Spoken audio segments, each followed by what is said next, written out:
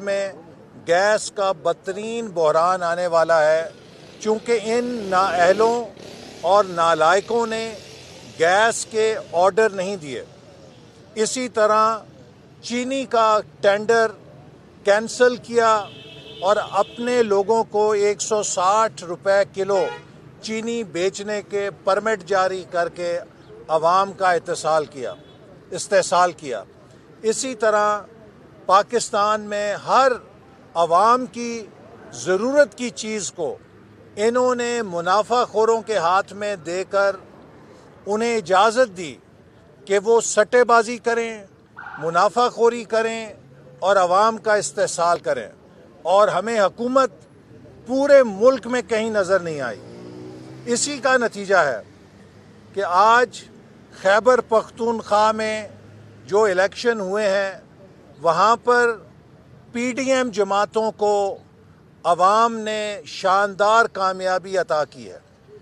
آج خیبر پختونخوا کے عوام نے پی ڈی ایم کی جماعتوں پر اعتماد کا اظہار کر کے عمران نیازی کی جھوٹ اور مکر کی سیاست کو مسترد کر دیا ہے، اور میں پاکستانی قوم کو مبارک دینا چاہتا ہوں، عوام کو مبارک ہو۔ عمران نیازی صاحب نے خیبر پختونخوا میں پی ٹی آئی کی شکست کا نوٹس لے لیا ہے، گویا کہ اب پی ٹی آئی کا فاتحہ پڑھ لی جائے۔ پی ٹی آئی کا قصہ تمام ہو گیا ہے، چونکہ عمران نیازی صاحب نے پی ٹی آئی کا نوٹس لے لیا ہے، تو اب انشاءاللہ ان سے نجات بہت قریب ہے۔ دوسری بات میں اہم کرنا چاہتا ہوں کہ میرا دل بہت رنجیدہ ہے۔ ہم 2019 سے مطالبہ کر رہے تھے کہ بھارت نے جو کشمیر کو ہڑپ کیا ہے، حکومت اس بھارتی اقدام کی مذمت کے لیے اسلامی سربراہی کانفرنس طلب کرے، اور اگر اسلامی سربراہی کانفرنس طلب کرنا اس کے قد سے بہت بڑا ہے تو کم از کم اسلامی ممالک کے وزرائے خارجہ کا اجلاس طلب کرے۔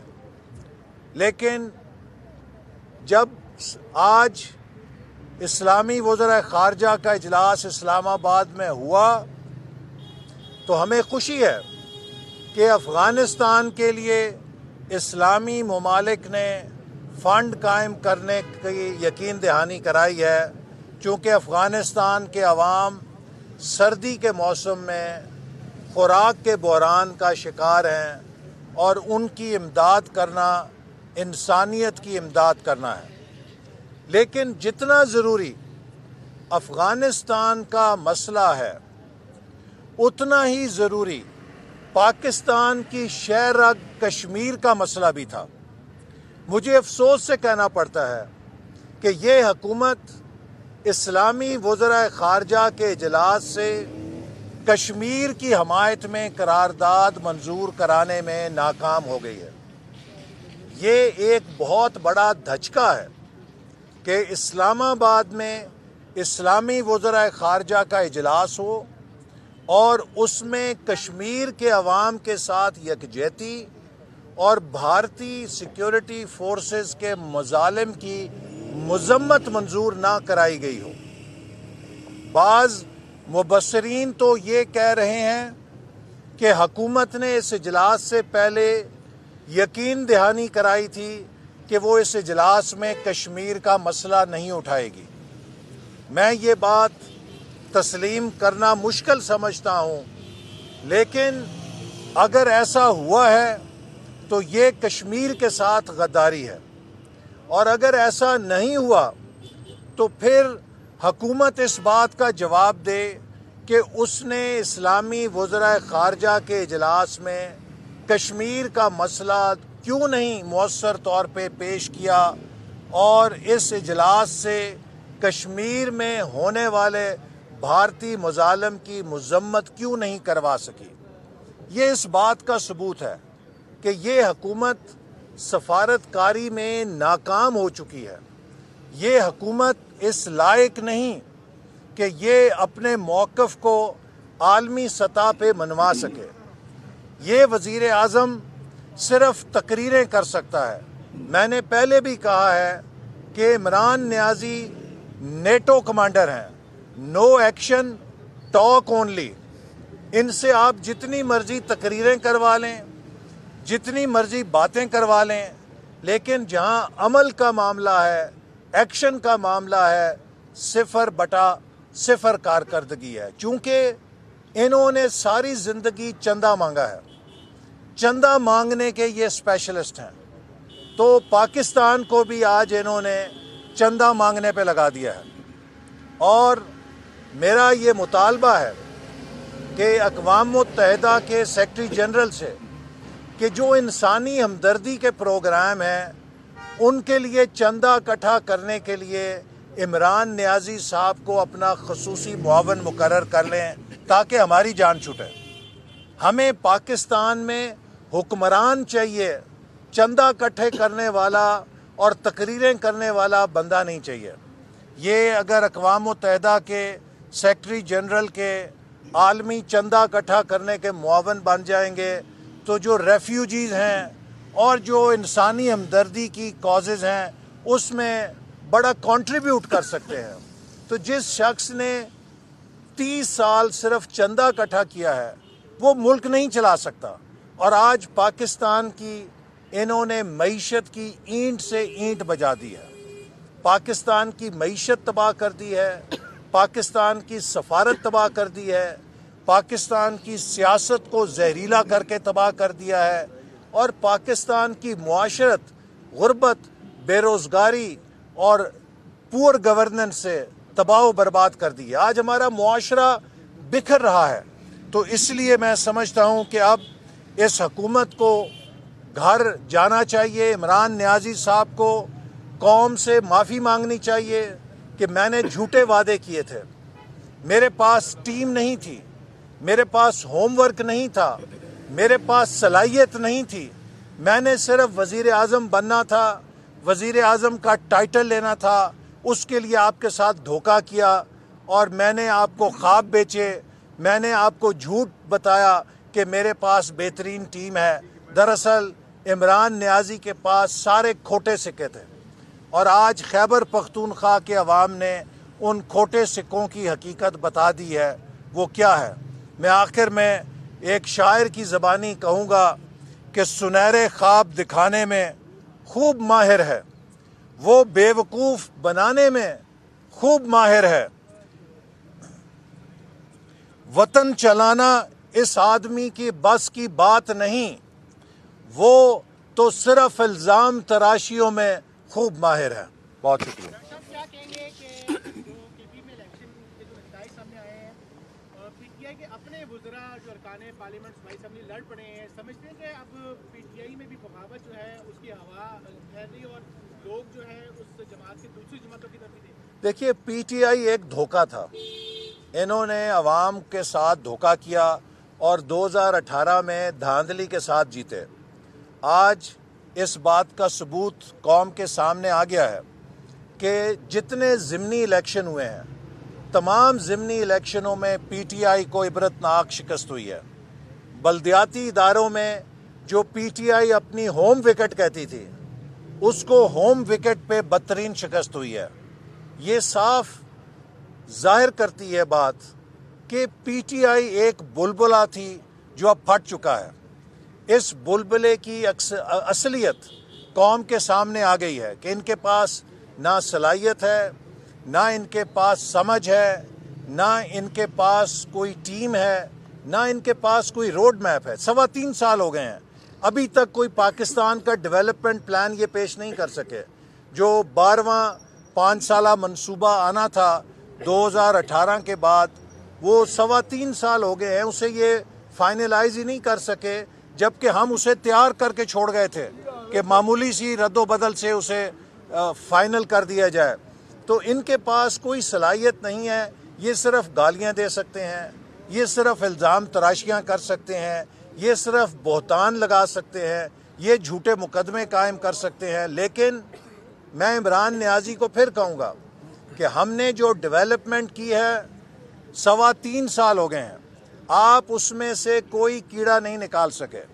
میں نے کئی بار یہاں سے ہی کہا ہے کہ 3,200 ارب روپے کے ڈیولپمنٹ کے بجٹ کو میں نے ریلیز کیا ہے.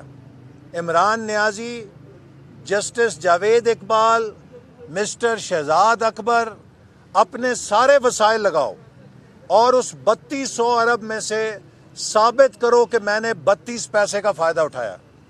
میں نے 29 ارب ڈالر کی سی پیک سرمایہ کاری کی نگرانی کی ہے. اس میں ثابت کرو کہ 29 سینٹ کی کوئی دھاندلی یا مالی فائدہ اٹھایا ہے. تمہارے ایک وزیر نے بڑی چڑ کی تھی کہ 70 ارب روپیہ ملتان سکھر موٹر وے میں کمیشن کھایا ہے. آج 2 سال ہو چلے ہیں، نہ اس کی جی آئی ٹی بنی ہے، نہ اس کی ڈیٹ کمیشن کی رپورٹ آئی ہے سامنے، جو اس نے ٹی وی پہ آ کے کہا تھا کہ میں نے یہ مقدمہ بنا دیا ہے اور چوری پکڑ لیا ہے. بتاؤ، اگر سی پیک کے کسی منصوبے میں کرپشن ہوئی ہے تو ہمت ہے تو چین کے صدر کو خط لکھو اور شکایت کرو کہ آپ کے منصوبوں میں کرپشن ہوئی ہے. چونکہ سی پیک کے تمام منصوبوں کی براہ راست پیمنٹ چین نے کی ہے، وہ پاکستان کے راستے سے نہیں گئی ہے. ہم نے پاکستان کے خزانے سے چینی منصوبوں کی ادائیگیاں نہیں کی ہیں، وہ چین نے براہ راست کی ہیں. اگر آپ ان منصوبوں پر الزام لگا رہے ہیں تو آپ چین پہ براہ راست کرپشن کا الزام لگا رہے ہیں. آپ کی انہی حرکتوں کی وجہ سے آج سی پیک جو ہے وہ تباہ و برباد ہو گیا ہے، وہ سٹال ہو گیا ہے، وہ رک گیا ہے، وہ ٹاپ گیئر سے نیوٹرل گیئر میں آ گیا ہے. اور وہ سی پیک جس نے پاکستان کی قسمت بدلنی تھی، آپ نے اس منصوبے کو بھی تباہ و برباد کر دیا ہے. آج آپ نے پاکستان کو جو خود مختار ملک تھا اسے ایک بیکاری ریاست بنا کے اپنی حکومت چلانے کے لیے ملک کی خود مختاری کا بھی سودا کر دیا ہے. میں بحیثیت پاکستانی شرمسار ہوتا ہوں جب ہم قومی ترانہ پڑھتے ہیں. قومی ترانہ ان قوموں کو سجتا ہے جو خود مختار ہوتی ہیں. آج عمران نیازی نے ہماری خود مختاری کی لگامیں غیروں کے ہاتھ میں دے دی ہیں. ہم ایک خود مختار قوم نہیں رہے. آج یہ بات میں نہیں کہہ رہا، یہ بات حکومت کے اپنے وزیر کہہ رہے ہیں، حکومت کے سابق چیئرمین ایف بی آر کہہ رہے ہیں، حکومت کے اپنے گورنر کہہ رہے ہیں کہ اس حکومت نے پاکستان کا سب کچھ دیوالیہ کر کے غیروں کے ہاتھ میں دے دیا ہے. اگر غیروں کے ہاتھ میں دے دیا ہے تو پھر ہماری خود مختاری تو قربان ہو گئی ہے. تو جس قوم کی خود مختاری قربان ہو جائے اس کا وقار بھی ختم ہو جاتا ہے. آج پاکستانی پاسپورٹ جس کو یہ کہتا تھا میں اونچا کروں گا، سب سے نیچے ہو گیا ہے. آج پاکستان کی دنیا میں جتنی عزت تھی وہ سب ختم ہو چکی ہے. تو اس لیے یہ عمران نیازی اب خطرہ جان بن چکا ہے پاکستان کے لیے، اور اس کو رخصت کرنا، اس سے نجات حاصل کرنا قوم کے لیے، قوم کو بچانے کے لیے ضروری ہے. اور پی ڈی ایم انشاءاللہ تعالی جلد اس سے نجات حاصل کرے گی. 16 جنوری کو اس سے بھی زیادہ عبرتناک شکست خیبر پختونخوا کے عوام دیں گے. میں خیبر پختونخوا کے عوام کو سلام پیش کرتا ہوں کہ انہوں نے عمران نیازی کی رخصتی کے عمل کا آغاز کر دیا ہے. This is the beginning of Imran Khan's end. اور انشاءاللہ تعالی آپ دیکھیں گے کہ اگلے چند ہفتوں مہینوں میں اس حکومت کا بوریا بسترا الٹا جائے گا. ایسر اقبال صاحب، یہ بتائیں، جس طرح آپ کہتے ہیں 2018 کے الیکشن میں دھاندلی ہوئی ہے، عمران خان نے کہا تھا 2013 کے الیکشن میں دھاندلی ہوئی ہے. پاکستانی تاریخ میں جو بھی الیکشن ہوتا ہے دھاندلی ہوتی ہے. کیا سمجھتے ہیں کہ امپائر وکٹ کے دونوں طرف تو نہیں کھیل رہا؟ میرا خیال ہے کہ اب وقت آ گیا ہے کہ اس ملک کے وفاق کو بچانے کے لیے، اس ملک کو مستحکم کرنے کے لیے امپائر کا کردار عوام کو دیا جائے. جس ملک میں عوام امپائر ہوتے ہیں وہاں پہ حکومتیں عوام کی خدمت کرتی ہیں، چونکہ انہیں پتہ ہوتا ہے کہ عوام نے انگلی کھڑی کر دی تو ہمارا اقتدار ختم ہو جائے گا۔ جس ملک میں عوام کی جگہ کوئی اور امپائر بن جائے تو حکومتیں پھر اس کی خوشنودی کے لیے کام کرتی ہیں، عوام کی خوشنودی کے لیے کام نہیں کرتی ہیں۔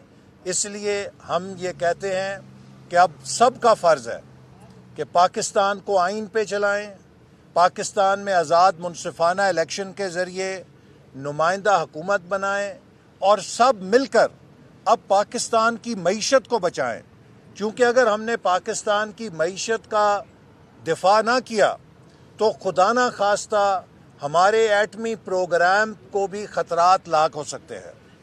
اس وقت پاکستان کی سیکیورٹی کو بچانے کے لیے سب سے بڑا چیلنج پاکستان کی معیشت کو بچانا ہے، اور یہ تبھی بچے گی جب ایک نمائندہ اور اہل حکومت ہوگی اور پوری پاکستانی قوم ایک ٹیم کی طرح کام کرے گی۔